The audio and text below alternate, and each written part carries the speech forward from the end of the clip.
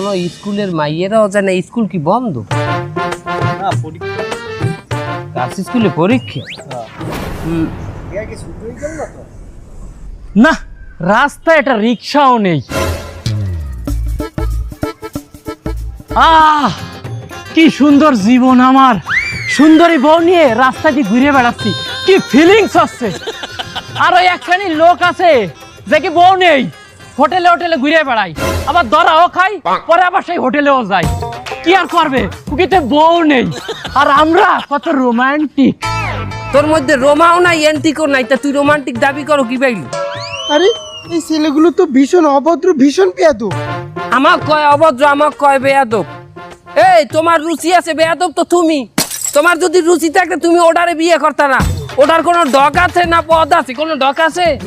হ্যাঁ রিক্সা দাঁড়াও। ভাই থামবে। যাবা?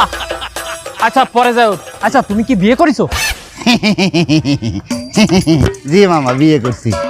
আচ্ছা আমার একটা প্রশ্নের উত্তর দাও, বিবাহিতরা ভালো না অবিবাহিতরা ভালো? অবশ্যই বিবাহিতরা ভালো মামা। বিশ্বাস করবেন না মামা, যেদিন রিক্সা চালায় ক্লান্ত হয়ে যায়, যেদিন আমার মনে করেন গিড়ে গিড়ে ব্যথা হয়ে যায়, বাড়ি যাওয়ার পরে মামা বিশ্বাস করবেন না মামা, আমার বউটা কৌরের তেল নেয় এক বাড়িতে, মানে সরিষার তেল নয়, 4-5 কোয়া রসুন দিয়া গরম করিয়া, বিশ্বাস করবেন না মামা, এত সুন্দর একটা মাসাজ দেয়, বিশ্বাস করবেন না মামা, আমার গোলপাতার ঘর মনে হয় না। বিশ্বাস করবেন না মামা, মনে হয় যেন আমি থাইল্যান্ডের মাসাজ সেন্টারে আছি।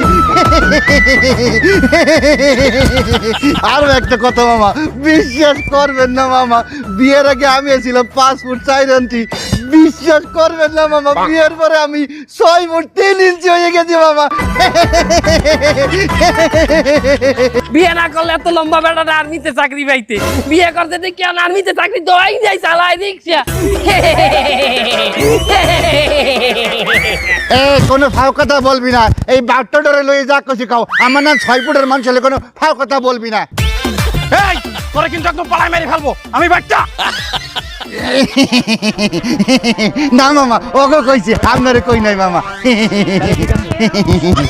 ওরা অবৈধ, ওরা কোন জায়গায় তো সেম রিউডে ছুট উড়াইয়া কি যে করে মামা পিছে বইয়া, আমি তো দেই, আমার এটি ভালোই লাগে না মামা, বুঝছেন? এর লেগে আমি সবসময় ওই বিবাহিত স্বামী স্ত্রী উড়াইতে পছন্দ করি। ওটা মামা,